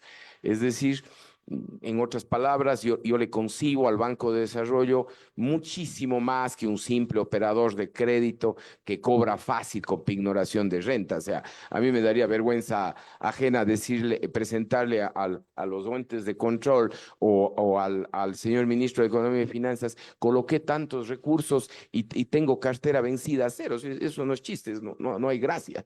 El tema es, dentro de un país dolarizado, dentro de un país que tenemos una ancla monetaria que no nos permite ser laxos, buscar creativamente instrumentos que vayan sustituyendo la posibilidad de manejar el ciclo. Y el crédito del Banco de Desarrollo, repito, no es fácil, a través de un financiamiento internacional podríamos tratar de ir buscando, y el solo hecho también del propio manejo del crédito, es decir, la posibilidad de que en la fase alta del ciclo quizás cerrar un poco la llave del crédito para activarla con más fuerza en el momento que se necesita, que es la fase baja del ciclo.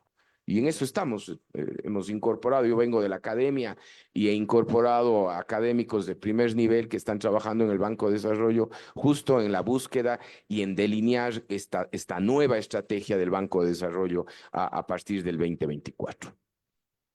Bueno, aquí creo que los que estamos sentados, creo que tenemos más de 40 y cuando usted tiene más de 40 tiene más pasado que futuro, ¿no?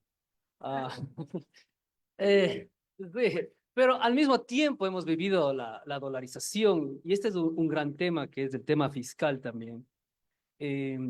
Antes de la dolarización, al menos los pequeños negocios no pagábamos impuestos porque dejábamos de pagar, se desdolarizaba, usted debía 100, después de juicio de coactiva, intereses, multas, acababa pagando 10. Entonces era un gran incentivo de no pagar impuestos como pequeño negocio. Y era un gran incentivo o desincentivo para el gobierno ir a recolectar, meterle juicio para que un juicio de 1.000 se haga $100, no vale la pena ni el tiempo de nadie. Entonces, eso creo que sí es una gran ventaja de la dolarización. Como decían, hay algo cierto en la vida, es la muerte y los impuestos.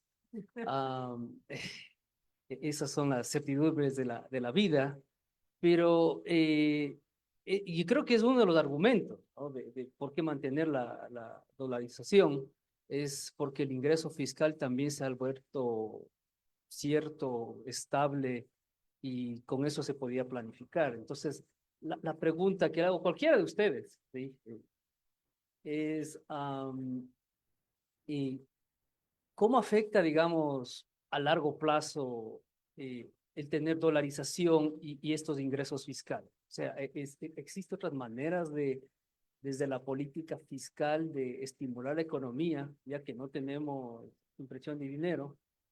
¿Cuál sería la idea fiscal? Porque si tenemos ingresos, ¿no? Mayor colección de impuestos, implica que podemos hacer más obra pública, más inversión pública.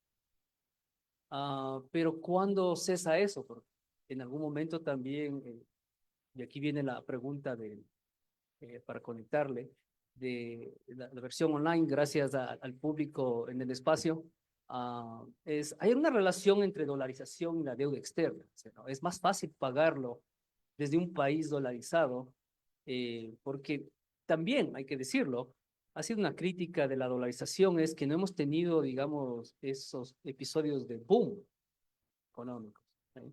A veces hablan de la política monetaria como los esteroides necesarios para que cuando exista un boom, justamente se imprima más plata y se haga más préstamos y más inversión y todo este ciclo económico. Eso hemos perdido tal vez con la dolarización.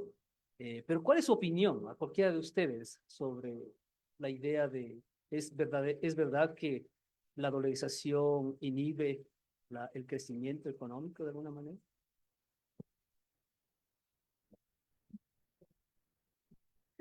Sí, bueno, gracias por la pregunta, Po.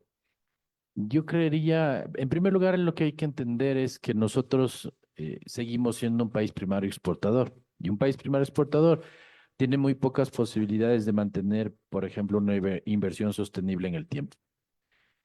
A nosotros nos llegó, o sea, los grandes periodos en los que hemos tenido ingresos ingentes para poder apuntalar un poco el crecimiento han sido periodos de lo que se llama la bendición de las materias primas, que básicamente le pasó a toda Latinoamérica, desde inicios del 2000, yo diría hasta el 2013, 14, tuvimos tanto dinero que prácticamente no sabíamos qué hacer o lo que hacíamos lo hacíamos desviando hacia los bolsillos de otras personas esa cantidad ingente de recursos. Entonces, y se produjo lo que ya mencionaban anteriormente aquí, un efecto de crowding out en el tema de la inversión. La inversión pública aumentó un montón, pero la inversión privada se quedó. Y cuando desapareció la inversión pública, la inversión privada ya no suplió esa parte de la inversión pública que ya no estaba ahí porque ya se nos acababan los recursos. Entonces, nuevamente, o sea, el tema de la dolarización es que es un régimen monetario capaz de sostener los precios de los bienes y servicios estables a lo largo del tiempo, que lo ha hecho de manera tal cual incluso están en los manuales. El resto ya es un tema de hacedores de política pública. El resto es un tema de cómo ante una gran cantidad de recursos tú creaste nuevas estructuras de desarrollo que te permitieron mantener, incluso en ciclos bajos, mantener una cierta dinámica económica sostenible en el tiempo.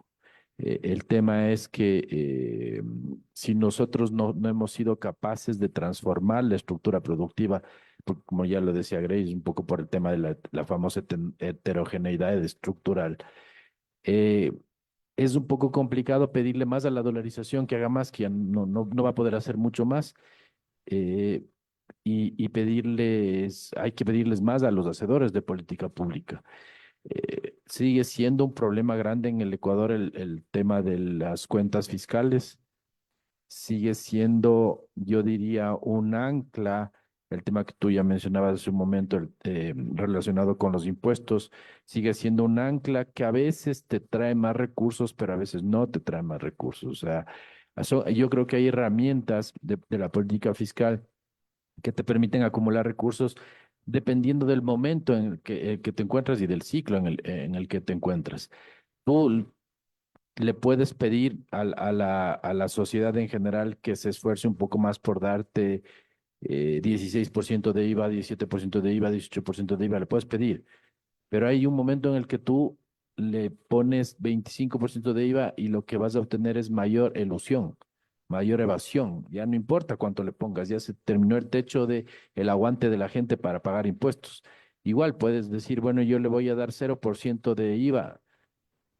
¿Y de dónde suples los recursos que no te está dando ese 0%? Entonces, yo sí creo, ya de manera muy personal, más allá de la técnica económica, o sea, que hemos tenido mala suerte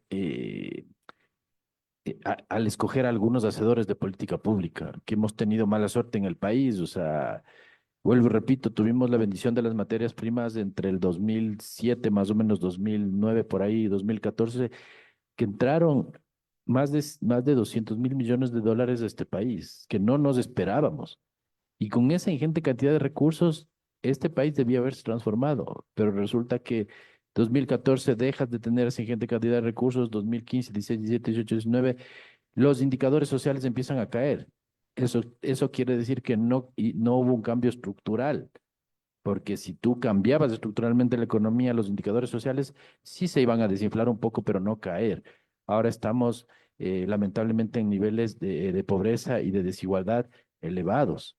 Eso ya no debía pasar si las cuentas fiscales no se manejaban de manera alegre, sino de manera responsable. Eso de mi parte. Bueno, siéntanse cómodos en hacer preguntas desde el público. Es un espacio pequeño, entonces sí les escuchamos. Pero la próxima pregunta, porque también llega online estas cosas, y quiero juntarles, a ver que se sienta más cómodo en responder. Es esta idea de las reservas internacionales, ¿sí? Está la plata en Suiza, como no saben hacer los mitos, es eso, ¿verdad? Y la otra relación con esto es cómo hacemos más dólares si no podemos imprimir, ¿no? Aparte de crear deuda con bonos, ¿no? Creación de bonos locales, porque siempre se habla de la idea de, bueno, hay que exportar más, hágase paraíso fiscal, Panamá, o cuáles son las opciones de atraer más dólares, ¿no? O también esta idea de qué son estos fonditos que la gente habla, porque a veces hay tesis que nosotros corregimos, dicen la diferencia o la diferencia entre Noruega y Ecuador, ¿por qué siendo países primarios exportadores, Noruega es Noruega y Ecuador aún estamos en el subdesarrollo? ¿Sí? Entonces, ¿cómo juntamos esas preguntas? ¿No? ¿Cómo hacer más plata? O sea, ¿no sacamos los dólares? Al que se sienta más cómodo. ¿Qué es esta idea de la Reserva Internacional? ¿Será que la plata está en Suiza? ¿Y por qué no somos Noruega, no? Bueno, yo creo que son espectaculares preguntas. Es como cuando nos, reflexionamos y decimos, ¿por qué no hemos hecho el mismo camino que los tigres asiáticos y estamos en ese estadio? Y hay que situar que finalmente somos, que tenemos particularidades, ¿no? Somos países latinoamericanos y en esos países latinoamericanos hay un tema de configuración productiva y de roles en el comercio internacional. Creo que de eso hay que partir.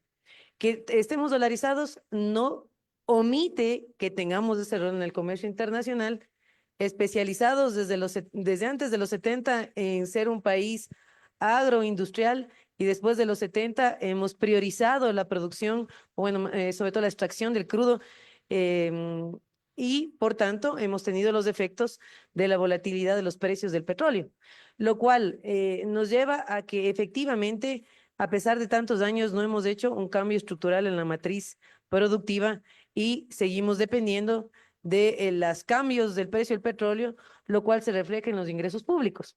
Entonces, yo creo que la pregunta es la siguiente. Estamos en dolarización, tenemos déficit fiscal y el tema es cómo podemos dado este problema estructural que tenemos productivo, enfrentar un déficit fiscal que en estos últimos años ha sido creciente y se debe fundamentalmente, claro, que en el segundo trimestre del 2014 bajaron de forma importante los precios de petróleo. Y ahí surgen varios caminos. Primero, lo que se ha hecho y lo que se sigue haciendo es utilizar exclusivamente la política fiscal. Entonces dice, bueno, tenemos que subir 2 puntos más del IVA, esforcémonos todos, porque crecer cuesta. Y yo siempre hago esta reflexión cuando cuando conversamos con mis alumnos. Digo, efectivamente, como cuando nos enseñan en elementos de economía, nos dicen no free lunch, o sea, ningún almuerzo es gratis. Yo estoy de acuerdo con eso, pero la pregunta es, ¿a quién le cuesta? Y yo creo que esa es una reflexión muy importante cuando nosotros comenzamos a plantearnos que la única fuente de financiamiento, porque pensamos que en dolarización solo se usa la política fiscal, tiene que ser la recaudación de impuestos. Ahora, si vamos a pensar un tema de impuestos más progresivos que recesivos o viceversa, ya depende del enfoque de quién gestione la política económica. Pero finalmente nos hemos visto abocados a pensar que es el único camino. Y yo pregunto, ¿por qué no hemos movido las tasas de interés que sí podemos hacerlas en dolarización? Porque dolarización hemos perdido solo en la emisión monetaria.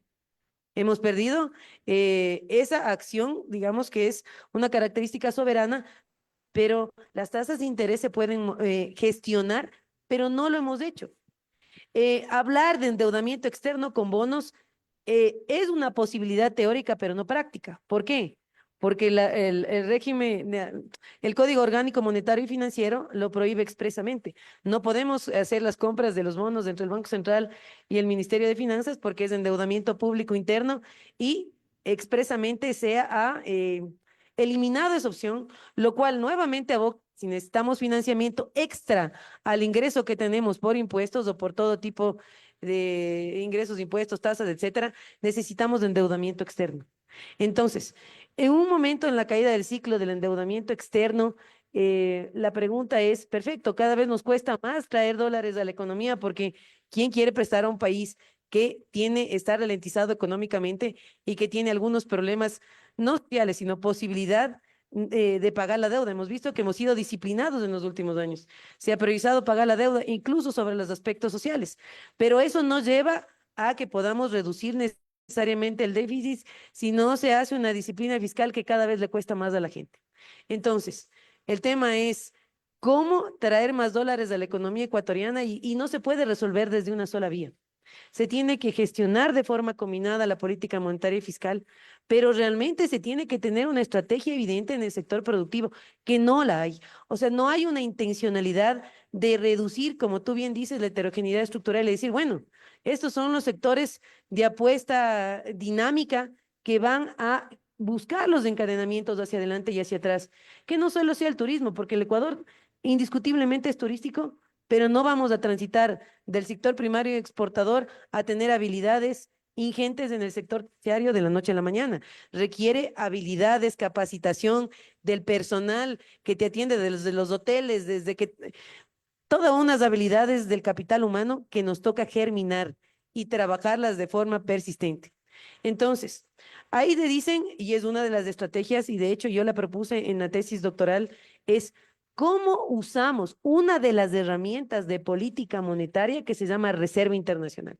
Entonces, muchos nos preguntamos qué es la Reserva Internacional. La Reserva Internacional tiene una composición de el encaje bancario, que es un porcentaje de los depósitos de cada uno de nosotros que están en el Banco Central.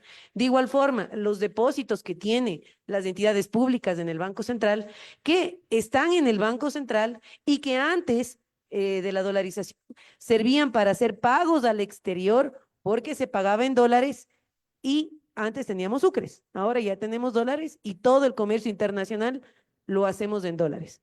Entonces, la pregunta importante que nos deberemos hacer no es si usamos o no la Reserva Internacional, porque la Reserva Internacional está en dólares, porque nuestro sistema monetario es en dólares.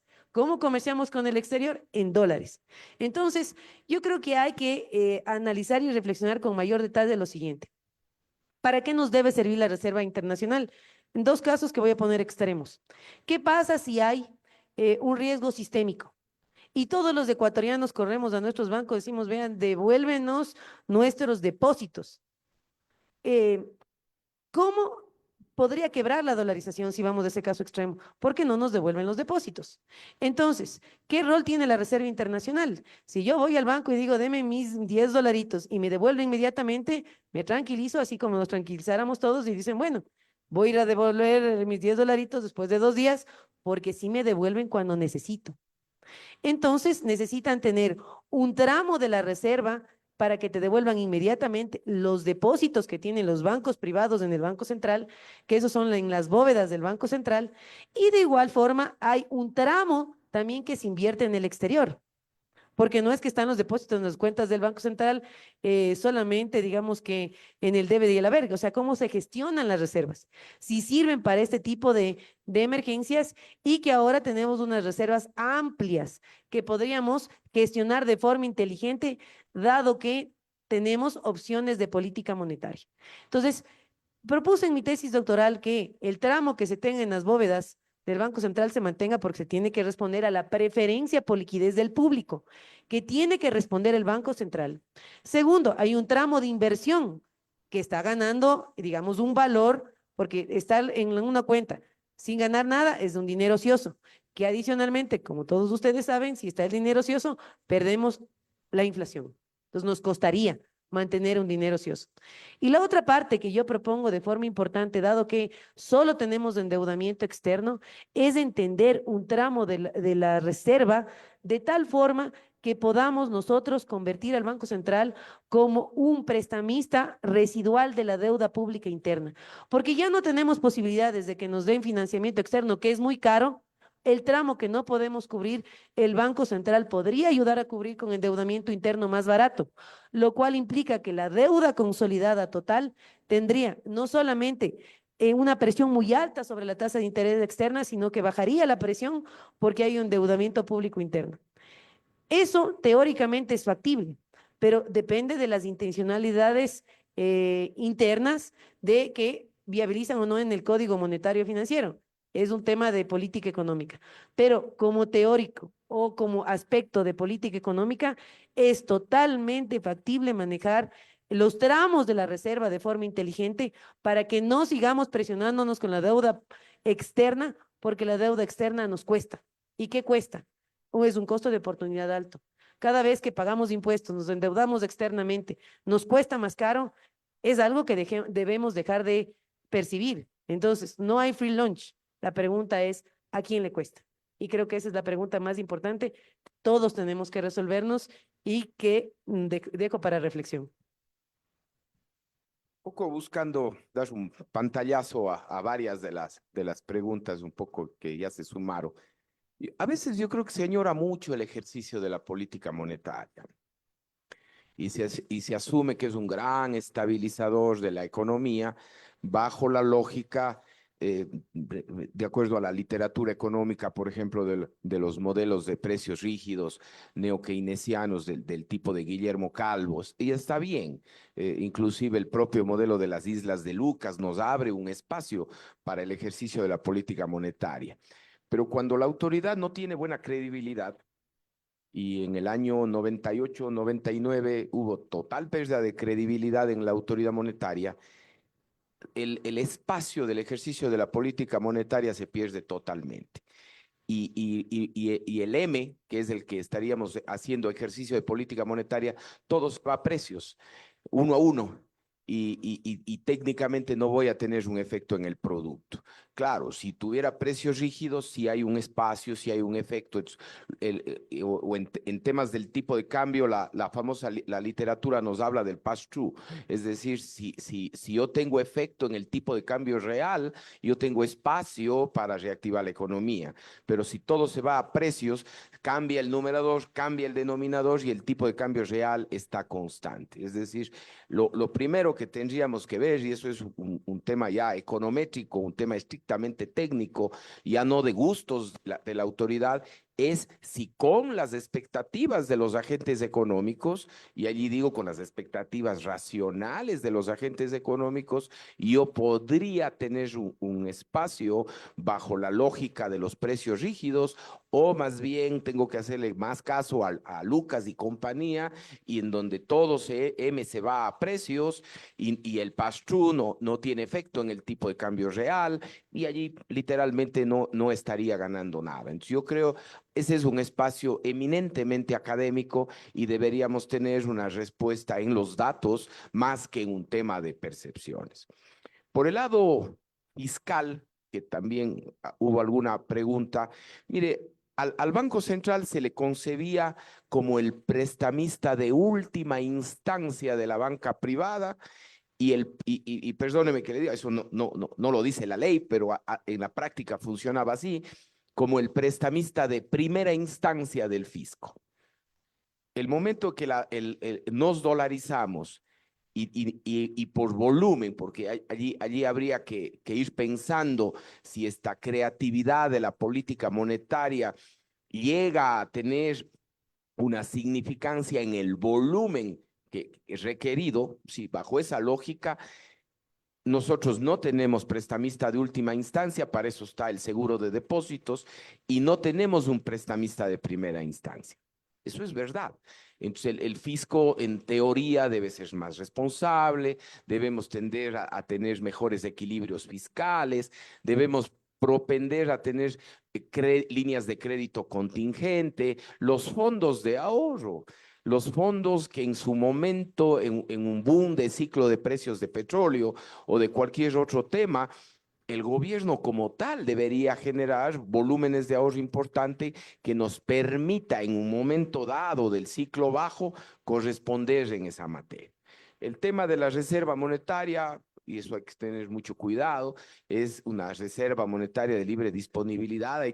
Primero hay que saber identificar quiénes son los dueños de cada uno de los valores que están en la reserva. Yo no puedo disponer del dinero de la banca, eso sería un grave error. El concepto de la reserva es un tema de liquidez y un tema de seguridad y un tema de respaldo. En momentos de ruido, si yo dispongo del dinero que debe estar para resguardar básicamente la liquidez, yo inclusive la prudencia financiera me dice que yo puedo sacrificar la rentabilidad a cambio de tener liquidez inmediata, porque para generar, Dios no quiera, una corrida bancaria, y si yo no tengo el dinero como para respaldar todo el sistema y todo el modelo colapsa, ¿no? Y finalmente, quizás, y es una pregunta que se ha hecho y creo que las personas que hemos intervenido acá estamos de acuerdo, al dólar no hay que pedirle resultados de crecimiento económico, de pobreza, de equidad. Eso tiene que ver con políticas de largo plazo, con políticas estructurales, en generar condiciones apropiadas para la inversión, ¿no? Y allí creo que en un mundo globalizado, competitivo, Colombia, Perú, Chile, cada uno de esos tres países tiene activos fuertes que atraen dinero. Perú, se caen presidentes, se suicidan presidentes, se atacan temas de corrupción enormes, y la institucionalidad fiscal peruana es tan fuerte que no le pasa factura al riesgo país y no le pasa factura a la sanidad de las finanzas públicas. Es extremadamente importante ver que los tumultos en Perú políticos no le pasó factura a la economía. Hay una institucionalidad fuerte. Algo similar podemos decir en Chile. Entonces, un poco la idea es cómo ser la niña bonita de América Latina. Y allí tenemos que recurrir a los fundamentos básicos de los inversionistas. Un inversionista viene a generar rentabilidad. Caso contrario, no viene. Tiene que tener seguridad, seguridad jurídica, inclusive seguridad personal. O sea, si a mí me vacunan, si los GDOs me secuestran, un inversionista va a pensar 2 y 3 veces venir a hacer cualquier inversión en el Ecuador, por más que sea atractivo en tributos, por más que sea atractivo en seguridad jurídica. Si sé que no me puedo salir a tomar un café porque me van a secuestrar, yo ya no soy atractivo. Entonces hay que tener un cúmulo de factores para ser atractivo y eso requiere reformas profundas, probablemente pactos importantes entre los actores políticos, entre los actores sociales, entre la academia, ¿no? Para generar propuestas de consenso, ¿no? Yo siempre me acuerdo el pacto de la Moncloa en España, ¿no? Que da luces, da directrices de consenso. Quizás no nos podremos poner de acuerdo en el 100% de los temas y habrá muchas discusiones, pero que apliquemos Pareto, es decir, que nos pongamos de acuerdo en el 80-20, creo que habremos dado un gran salto y haber generado esa atractividad de la inversión para comenzar a dinamizar la economía. Por el lado fiscal, era también un poco la pregunta. Allí también tenemos diferentes enfoques. Hay algunos economistas que dicen que la mejor política fiscal es no hacer política fiscal, que no hay que jugar con tributos, pero también tenemos obviamente economistas serios por el otro lado, ¿no?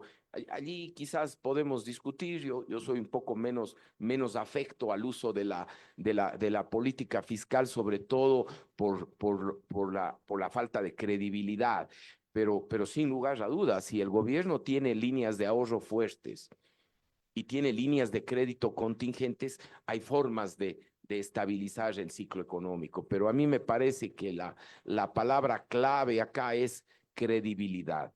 Es decir, cualquier propuesta de política en una suerte de innovación dentro de y de creatividad dentro de la política monetaria extra emisión o del manejo puro de la política fiscal debe ser respetando los fundamentals básicos de la economía, ganando la credibilidad necesaria en los actores económicos a efecto de enrumbarle al país sin lugar a dudas. Muchas gracias. Gracias. Bueno, no sé si hay preguntas del público.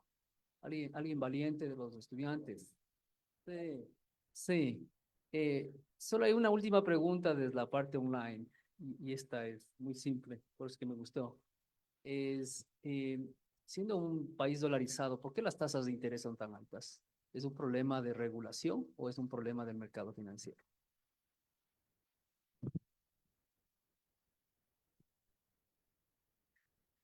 Bueno, en realidad es una pregunta difícil, pero no desde la técnica económica, sino yo diría desde el tema de cómo ha funcionado en realidad el tema de las tasas de interés en este país.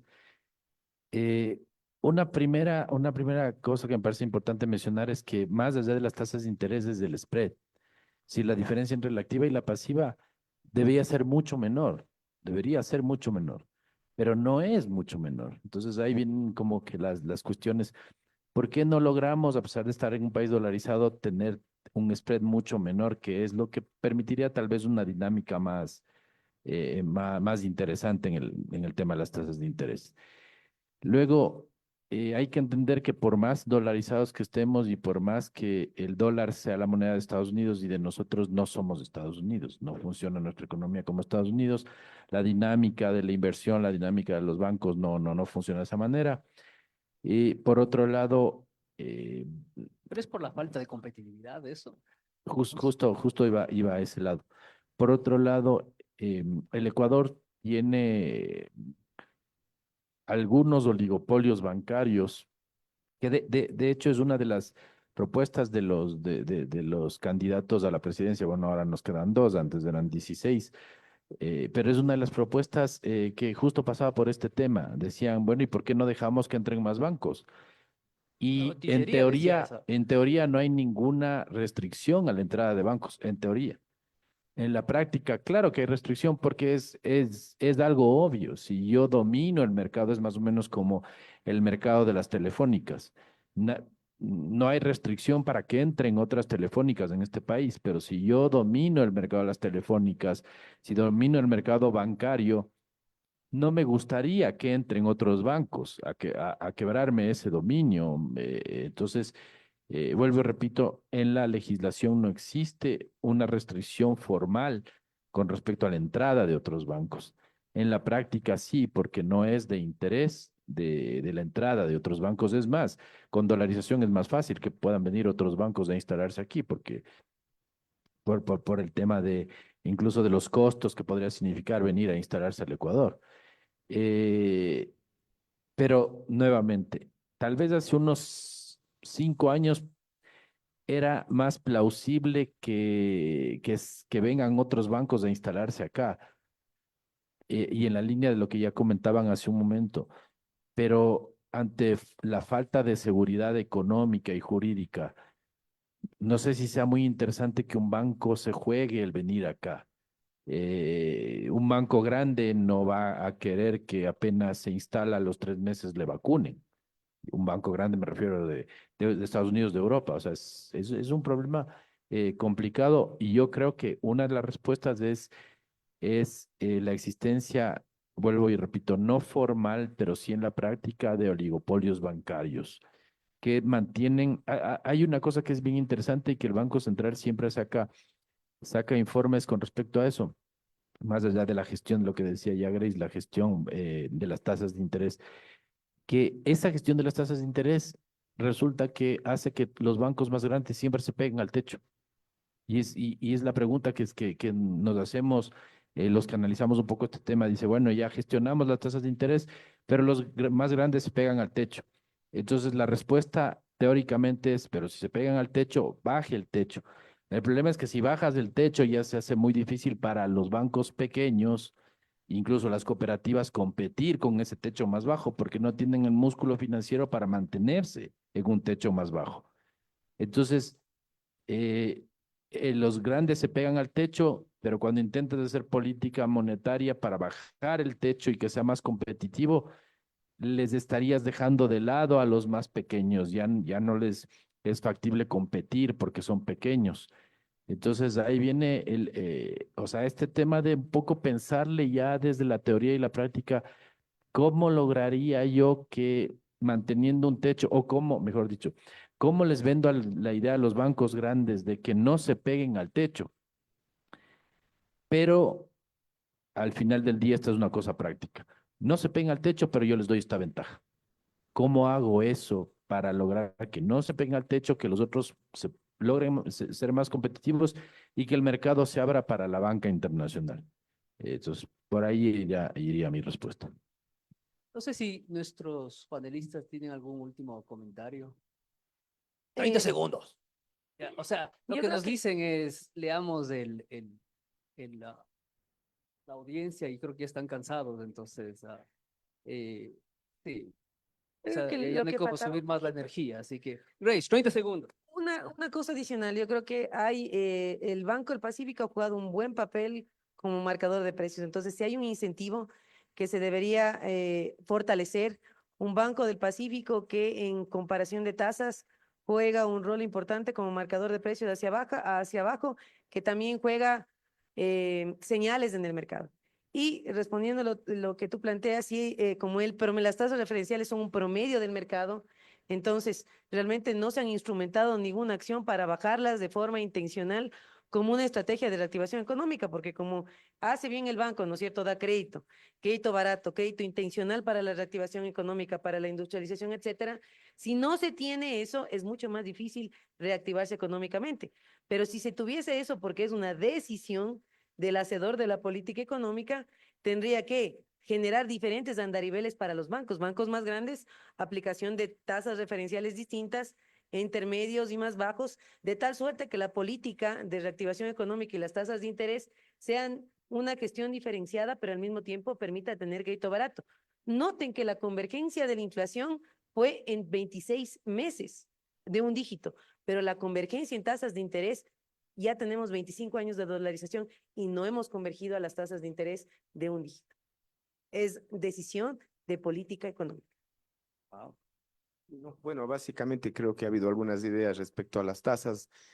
Tiene que ver con la estructura, obviamente, del mercado bancario, con la posibilidad de fondos de ahorro de largo plazo, con la consecución de fuentes de financiamiento internacionales más baratas, acceso a liquidez. Es decir, hay un cúmulo de factores que puede estar explicando o que podría coadyuvar más otro tipo de instrumentación ya en el ejercicio de la política fina de los instrumentos monetarios que podrían coadyuvar de alguna manera en una reducción de la tasa de interés. Simplemente quiero agradecerles por la invitación, tanto a nombre personal como el Banco de Desarrollo. Yo creo que siempre es totalmente plausible estos espacios académicos en donde podemos discutir las diferentes teorías, la evidencia empírica y que pueda de alguna manera los estudiantes, sobre todo, ser los grandes ganadores y tener curiosidades académicas para ir a leer un poco más, para buscar trabajos de investigación, que ese es un poco el objetivo principal de los que estamos en la academia. Muchas gracias a todos, a Jorge, Rey, a Carlos, por sus conocimientos, por impartir. Nos encanta tenerlos aquí, a ustedes también. Creo que me olvidé de dar mi dato interesante, es si usted va a estar entrando al desempleo, tengo la receta perfecta para la salchipapa. Bueno, muchas gracias. Él va a hacer cierre. Muchas gracias. Muchas gracias. Solicitamos un aplauso para nuestros ponentes y nuestro moderador.